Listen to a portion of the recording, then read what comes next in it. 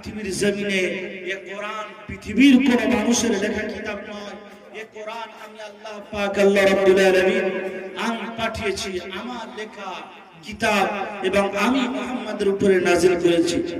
আল্লাহ পাক আল্লাহ রাব্বুল আলামিন বলেন, আফালা ইয়াতাদাব্বারুনাল কুরআন ওয়ালাউ কানা মিন ইনদি গায়রিল্লাহ। এই কোরআন যদি পৃথিবীর অন্য কোন মানুষ তৈরি করত, পৃথিবীর কোন মানুষ যদি এই কোরআন বানাতো, আমি আল্লাহ পাক আল্লাহ রাব্বুল আলামিন বলে দিলেন এই কোরআনের ভিতরে লাওয়াজতু ফীহি ইখতিলাফান কাসীরা, অনেক ইখতিলাফ পাওয়া যেত, অনেক ঝগড়া মারপিট পাওয়া যেত। কিন্তু এই কোরআন আমি আল্লাহ পাক আল্লাহ রাব্বুল আলামিন আমি অবতীর্ণ করেছি, আমি নাযিল করেছি, যার কারণে এই কোরআনের ভিতরে কোনো ভুল নেই, কোনো সন্দেহ নেই। আল্লাহ পাক আল্লাহ রাব্বুল আলামিন কোরআন শরীফের বিভিন্ন জায়গায় চ্যালেঞ্জ করে জানিয়ে দিলেন যে বান্দা পৃথিবীর জমিনে পৃথিবীর কোন মানুষ যদি এই কোরআন বানাতো, আমি আল্লাহ পাক আল্লাহ রাব্বুল আলামিন তোমাদেরকে বলে দিলাম এই কোরআনের ভিতরে 114টি সূরা আছে, 6666টি আয়াত আছে, 30টি পারা আছে। এই কোরআনের ভিতর থেকে তোমরা পুরো কোরআনের মতো একটি কোরআন তোমরা বানিয়ে দেখে দাও। পৃথিবীর জমিনে তোমরা যত জিন এবং ইনসান আছো সবাইকে আল্লাহ পাক আল্লাহ রাব্বুল আলামিন অনুমতি দিয়ে দিলেন এই কোরআনের মতো একটা কোরআন তোমরা বানিয়ে দেখে দাও। আজ বান্দা কেউ পারেনি, কিয়ামত পর্যন্ত কেউ পারবে না। এরপর আল্লাহ পাক আল্লাহ রাব্বুল আলামিন বললেন বান্দা পৃথিবীর জমিনে তোমরা যদি 114টা সূরা যদি বানাতে না পারো, আমি আল্লাহ পাক আল্লাহ রাব্বুল আলামিন তোমাদেরকে বললাম এই কোরআনে 114টি সূরার ভিতর থেকে একটা মাত্র সূরা তোমরা বানিয়ে দেখিয়ে দাও। আজ পর্যন্ত কেউ পারেনি, কিয়ামত পর্যন্ত কেউ পারবে না। জোরে বলুন সুবহানাল্লাহ।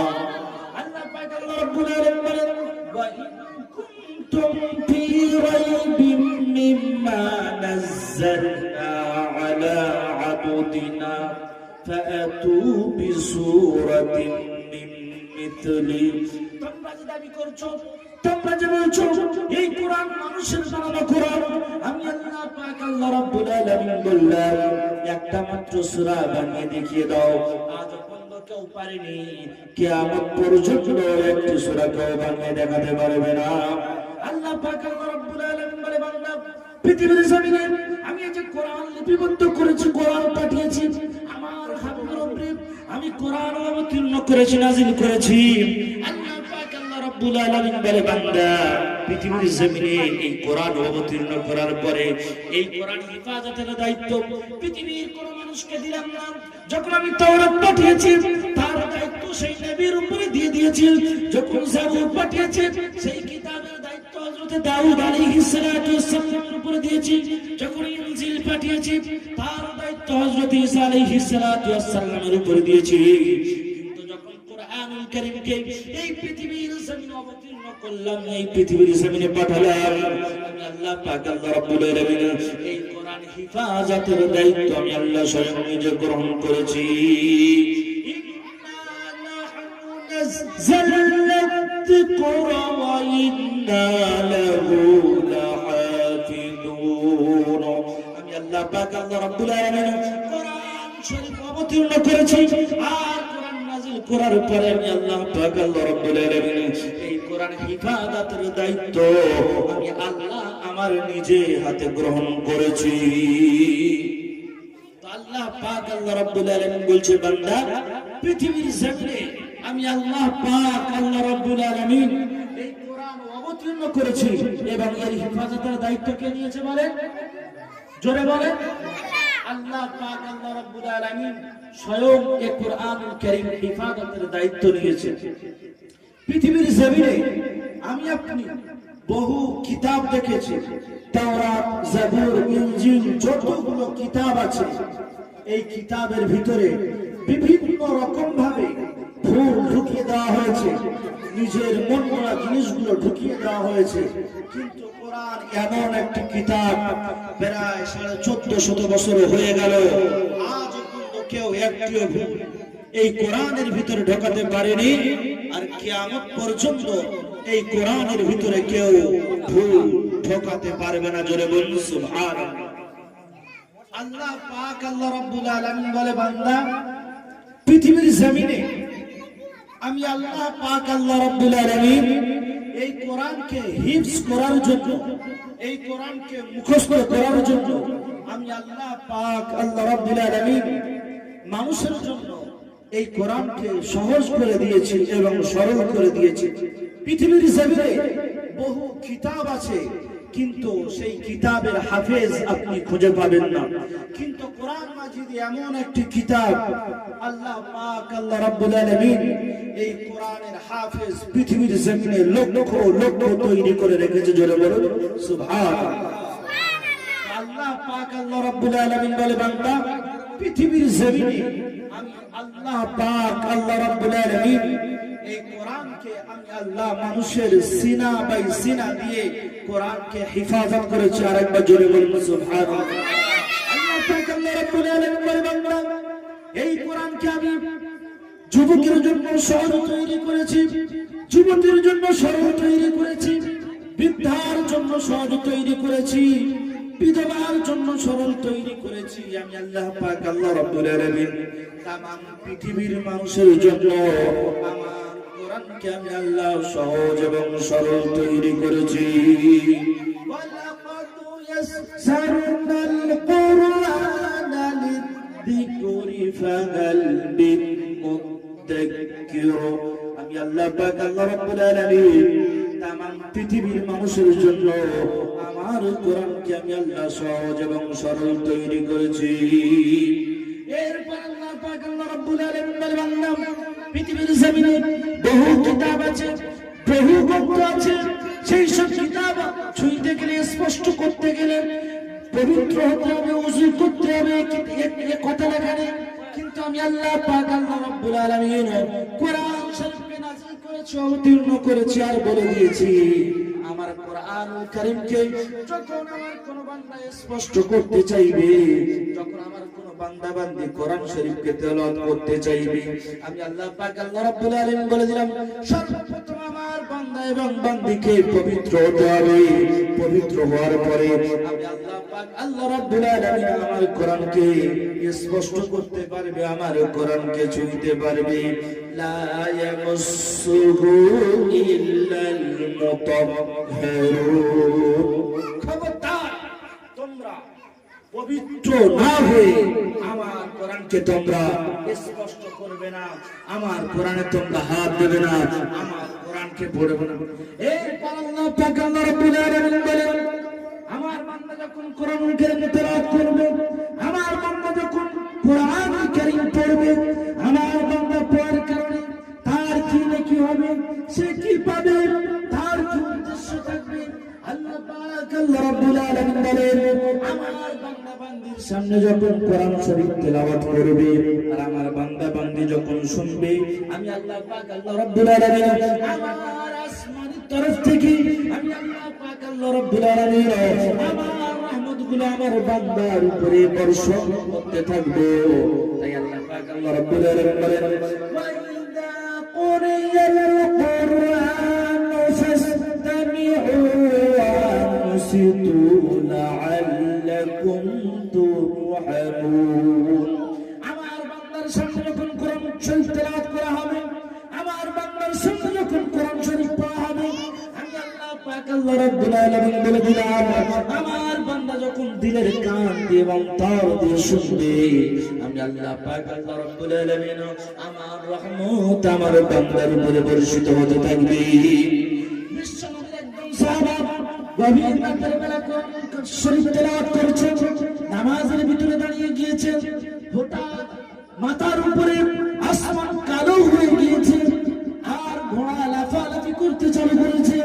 আল্লাহর নবী বিশ্বনবী মুহাম্মদুর রাসূলুল্লাহ সাল্লাল্লাহু আলাইহি ওয়াসাল্লামের সাহাবা ভাবলেন, ঘোড়া লাফালাফি করছে, আমার বাচ্চা ঘরের ভিতরে আছে, হয়তো বাচ্চার উপরে ঘোড়া উঠে যেতে পারে। আল্লাহর নবী সাহাবা কোরআন শরীফ পড়া বন্ধ করে দিলেন। আসমানের যে মেঘ কালো হয়ে মাথার উপরে এসেছিল, সঙ্গে সঙ্গে আসমান পরিষ্কার হয়ে গেল। ঘোড়া লাফাচ্ছিল, ঘোড়ার লাফানো বন্ধ হয়ে গেল। আবার কিছুক্ষণ পরে বিশ্ব নবীর সাহাবা নামাজের ভিতরে দাঁড়িয়ে গেলেন। নামাজের ভিতরে দাঁড়িয়ে যখন আবার কোরআনুল কারীম তেলাওয়াত করছে, আবার কোরআনুল কারীম পড়ছে, আবার কিছুক্ষণ পরে ঘোড়া লাফালাফি করতে চালু করলো, আর আসমানের মধ্যে কালো ভাঁজ হয়ে গেল। আবার কিছুক্ষণ পরে কোরআন শরীফ পড়া বন্ধ করে দিল। আবার আসমান যে মেঘে ভরে গিয়েছিল, মাথার উপরে যে কালো আচ্ছন্ন হয়ে গিয়েছিল, পরিষ্কার হয়ে গেল, ঘোড়ার লাফানো বন্ধ হয়ে গেল। সকাল যখন হয়ে গেল, আল্লাহর নবীর দরবার হাজির হলেন। ইয়া রাসূলুল্লাহ, ইয়া হাবিবাল্লাহ, হুজুর রাতের বেলা আমার সাথে এরকম ঘটনা ঘটেছে। আল্লাহর নবী বিশ্বনবী মুহাম্মদুর রাসূলুল্লাহ বললেন, ইয়া সাহাবা, তুমি যদি ফজর পর্যন্ত, সকাল পর্যন্ত আল্লাহর কোরআন শরীফকে তেলাওয়াত করতে থাকতে, দুনিয়ার মানুষ আল্লাহর ফেরেশতাগুলোকে দেখে নিত। কারণ তুমি যখন কোরআনুল কারীম তেলাওয়াত করছিলে, তুমি যখন কোরআনুল কারীম পড়ছিলে, ওই সময় আল্লাহ পাক আল্লাহ রাব্বুল আলামিনের রহমতি ফেরেশতাগুলো তোমার চতুর্দিকে বেষ্টন হয়ে দাঁড়িয়ে আল্লাহ পাক আল্লাহ রাব্বুল আলামিনের কালামুল্লাহ তারা শুনছিল। জোরে বলুন সুবহানাল্লাহ। এরপর আল্লাহর নবী বিশ্বনবী মুহাম্মদুর রাসূলুল্লাহ বললেন, হে আমার সাহাবা, তুমি তো কোরআন শরীফ তেলাওয়াত করতে পারতে। ওই সময় সাহাবা বললেন, ইয়া রাসূলুল্লাহ, ইয়া হাবিবাল্লাহ, হুজুর কোরআন শরীফ তেলাওয়াত করতাম, আমার বাড়ির মধ্যে একটি ঘোড়া ছিল, ওই ঘোড়া লাফালাফি করতে চালু করেছে। ওই ঘোড়া লাফালাফি করার কারণে আমি এই জন্য কোরআনটাকে পড়া বন্ধ করে দিয়েছি। কারণ আমার বাড়ির মধ্যে একটি বাচ্চা ছিল, ওই ঘোড়া লাফালাফি করতে গিয়ে হয়তো ঘোড়ার দড়ি কেটে গিয়ে আমার বাচ্চার উপরে উঠে যেতে পারে, তাই আমি কোরআন শরীফ পড়াকে বন্ধ করে দিয়েছি। এই জন্য আল্লাহ পাক আল্লাহ রাব্বুল আলামিন বলেন, ওয়াইদা কুরিয়াল কুরআন ফাসতামিউ ওয়া আনসিতু লাআল্লাকুম তুরহামুন। হে আমার বান্দা বান্দীগণ, যখন তোমাদের সামনে কালামুল্লাহকে তেলাওয়াত করা হবে, যখন তোমাদের সামনে কোরআন শরীফ পড়া হবে, আমি আল্লাহ পাক আল্লাহ রাব্বুল আলামিন বলে দিলাম, তোমরা তোমাদের দিলের কান দিয়ে যদি কোরআন শরীফ শুনতে থাকো, আমি আল্লাহ পাক আল্লাহ রাব্বুল আলামিন আমার তরফ থেকে তোমাদের উপরে আমার রহমত বর্ষিত হবে। জোরে বলুন সুবহানাল্লাহ। এরপর পৃথিবীর জমিনে তাওরাত, জাবুর, ইনজিল যতটা কিছু কিতাব আছে, এই কিতাবগুলো যখন পড়বে, কোন কিতাবের লেখক তার শুরুতেই লিখে দেয়, কোন কিতাবের লেখক বলতে পারবে না এই কিতাব পড়ার কারণে একটা নাকি পাবে। আল্লাহ পাক আল্লাহ রাব্বুল আলামিন বললেন, আমার বান্দা বান্দি যখন কোরআন শরীফ তেলাওয়াত করবে, আমার বান্দা বান্দি যখন আমার কালামটা পড়বে, আমি আল্লাহ পাক আল্লাহ রাব্বুল আলামিন আমার বান্দা বান্দি কালামুল্লাহ পড়ার কারণে একটা করে এক অক্ষরে আমি আল্লাহ পাক আল্লাহ রাব্বুল আলামিন আমার বান্দার আমল নামে 10টা করে নাকি লিখে দেব। জোরে বলুন সুবহানাল্লাহ। পৃথিবীর জমিনে কোরআন হলো একমাত্র কিতাব যেটা পড়লে সওয়াব পাওয়া যায়, যেটা দেখলে সওয়াব পাওয়া যায়, যেটা স্পষ্ট করলে সওয়াব পাওয়া যায়। পৃথিবীর জমিনের বিকল্প কোনো কিতাব নেই, এর বিকল্প কোনো বই নেই। যা দেখলে সওয়াব পাওয়া যাবে, যা পড়লে সওয়াব পাওয়া যাবে। আপনি যদি সারা রাত ধরে যদি ইংরেজি কিতাব পড়েন, আপনি যদি সারা রাত ধরে যদি জেগে বাংলা কিতাব পড়েন, আপনি যদি সারা রাত ধরে জেগে যদি বাইবেল পড়েন, যা কিছু পড়েন না কেন, তার শুরুতে বা তার ভিতরে লেখা নেই যে একটা মাত্র নেকি পাবেন। কিন্তু আল্লাহ পাক আল্লাহ রাব্বুল আলামিন বললেন, আমার বান্দা যদি আমার কোরআনের একটি আয়াত যদি তেলাওয়াত করে, আমি আল্লাহ পাক আল্লাহ রাব্বুল আলামিন ওই একটি আয়াতের ভিতরে যতগুলো অক্ষর আছে, আমি আল্লাহ পাক আল্লাহ রাব্বুল আলামিন প্রত্যেকটা অক্ষরে বিনিময়ে আমার বান্দার আমলে 10টা করে নেকি লিখে দেব। সুবহানাল্লাহ। আল্লাহ পাক আল্লাহ রাব্বুল আলামিন বলে, বান্দা এই পৃথিবীর জমিনে আমি আল্লাহ পাক আল্লাহ রাব্বুল আলামিন কোরআন পাঠিয়েছি, আর এই কোরআনকে মানুষের দরবারে পৌঁছানোর জন্য, মানুষের কাছে পৌঁছানোর জন্য রাসূলুল্লাহকে পাঠিয়ে দিয়েছি, আমার হাবিবকে পাঠিয়ে দিয়েছি, আমার বান্দাকে কোরআন বোঝানোর জন্য। বিশ্বনবী পৃথিবীর জমিনে এসেছেন কোরআনকে বুঝিয়ে দিয়ে গিয়েছেন, বান্দাদেরকে কোরআন শিখিয়ে দিয়ে গিয়েছেন বিশ্বনবী মুহাম্মদুর রাসূলুল্লাহ। তাই যাওয়ার সময় বলে গেলেন, আমি রাসূলুল্লাহ পৃথিবীর জমিন থেকে চলে যাচ্ছি, তোমাদেরকে বলে যাই এই পৃথিবীর জমিনে আমি রাসূলুল্লাহ বললাম, তারাকতু ফীকুম আমরাইন লা তাদিল্লু মা তামাসসাকতুম বিহিমা কিতাবাল্লাহি ওয়া সুন্নাত রাসূলি। খবরদার কোনদিনের জন্য আল্লাহর কালামুল্লাহকে ছেড়ে দেবে না, আল্লাহর কালামুল্লাহর বাইরে কোনো আমল তোমরা করবে না। যখন তোমরা কোরআনকে মেনে চলবে, যখন তোমরা নবীর সুন্নাতকে মেনে চলবে, যখন তোমরা কোরআনের আইনকে মেনে চলবে, পৃথিবীর জমিনে কোনো জালিম বাদশা তোমাদের উপরে জুলুম করতে পারবে না, কোনো অত্যাচারী তোমাদের উপরে অত্যাচার করতে পারবে না, কোনো বদমাশ তোমাদের উপরে বদমাইশি করতে পারবে না। তোমরা যখন কোরআনের আইনকে মেনে চলবে, কোরআনের বিধানকে মেনে চলবে, আল্লাহ পাক আল্লাহ রাব্বুল আলামিন তোমাদের ঘর, তোমাদের সংসার, তোমাদের রাজনীতি, তোমাদের সমাজনীতি সব কিছুতে আল্লাহ পাক আল্লাহ রাব্বুল আলামিন রহমত দিয়ে ভরে দেবে। জোরে বলুন সুবহানাল্লাহ। পৃথিবীর জমিনে যতগুলো কিতাব আছে তার শুরুতে তার লেখক লিখে দিতে পারে না যে এই কিতাবের মধ্যে কোনো ভুল নেই। কোন লেখক লিখে দিতে পারে কি যে আমি যে কিতাবটি লিখেছি এর শুরু থেকে শেষ পর্যন্ত কোনো ভুল নেই? পারে না, পারে কি? কিন্তু আল্লাহ পাক আল্লাহ রাব্বুল আলামিন কোরআনুল কারীমের কে যখন অবতীর্ণ করেছেন, নাযিল করেছেন, তার শুরুতেই লিখে দিয়েছেন যালিকাল কিতাবু লা রাইবা ফি। কোরআন শরীফের 12 নম্বর সূরা খুলে দেখলে বেড়ে যাবে জ্ঞান। সূরার নাম সূরা আল বাকারা। আল্লাহ পাক আল্লাহ রাব্বুল আলামিন বললেন, there is no doubt in it, এই কোরআনের ভিতরে কোনো সন্দেহ নেই। ভুল তো দূরের কথা, কোনো সন্দেহ নেই।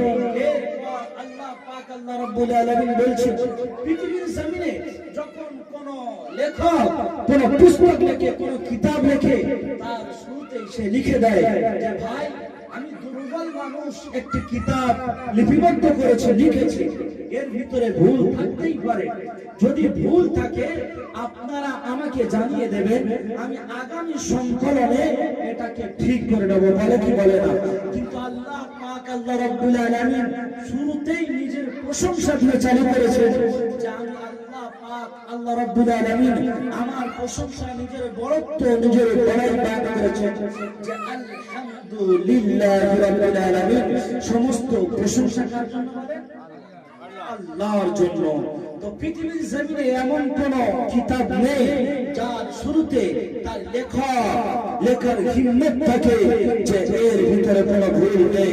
কিন্তু আল্লাহ পাক আল্লাহ রাব্বুল আলামিন বললেন যে এর ভিতরে কোনো ভুল নেই, কোনো সন্দেহ নেই। এটা আল্লাহ পাক আল্লাহ রাব্বুল আলামিন আমার তরফ থেকে নাযিলকৃত কিতাব। আমি আল্লাহ পাক আল্লাহ রাব্বুল আলামিন এই কোরআনকে আমি আমার তরফ থেকে পাঠিয়েছি। জোরে বলুন সুবহানাল্লাহ। এরপর আল্লাহ পাক আল্লাহ রাব্বুল আলামিন বলেন, পৃথিবীর জমিনে আমি এই কোরআনকে কেমন করে পাঠালাম, এই কোরআনকে কখন পাঠিয়েছি?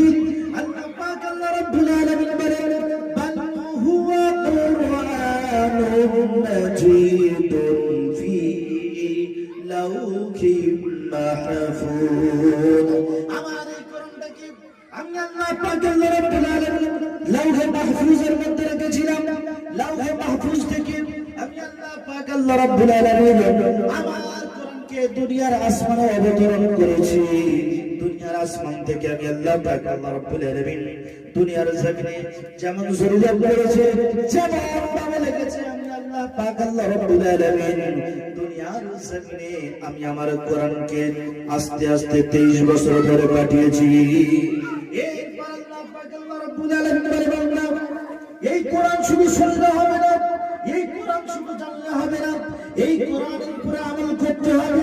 এই কোরআনের উপরে আমল করে তোমাদেরকে দেখাতে হবে, তবেই তোমরা প্রকৃতপক্ষে মুমিন হবে, মুসলমান হবে। তা না হলে তোমরা প্রকৃতপক্ষে মুমিন এবং মুসলমান হতে পারবে না। যদি আমরা শুধু কোরআন এবং হাদিস শুনছি, তার উপরে কোনো আমল নেই, জানছি যে 5 ওয়াক্ত নামাজ আমাদের উপরে ফরজ আছে, 5 ওয়াক্ত নামাজ আমাদেরকে পড়তেই হবে, কিন্তু তারপরেও আমরা পড়ি না। জানার নাম ঈমান নয়, মেনে নেওয়ার নাম ঈমান। কারণ আমরা কোরআন শুনি কার মুখ থেকে? ইমাম সাহেবের মুখ থেকে, হাফেজ সাহেবের মুখ থেকে, কারি সাহেবের মুখ থেকে। কিন্তু আবু জেহেল, আবু লাহাব অথবা সাইবা তারা ডাইরেক্ট কোরআন শুনেছে কার মুখ থেকে? নবীর মুখ থেকে কোরআন শুনেছে, কিন্তু তারপরও তারা ঈমান আনেনি। যদি জানার নাম ঈমান হতো আর শোনার নাম ঈমান হতো, আমাদের থেকে তারা বড় বড় ঈমানদার হতো। হতো কি হতো না? হ্যাঁ, কিন্তু তারা শুনেছে, জেনেছে, তারপরেও মানেনি। তো আমাদেরকে মেনে নিতে হবে। আমরা এই যে কোরআন শরীফ শুনলাম, শোনার পরে বাস এই এখানেই শুনলাম, এখানেই শেষ। তারপর আমরা এর উপরে আমল করি না। যদি এর উপরে আমল না করি, কিন্তু আমাদের পরিস্থিতি ঠিক ওই জায়গায় গিয়ে দাঁড়াবে।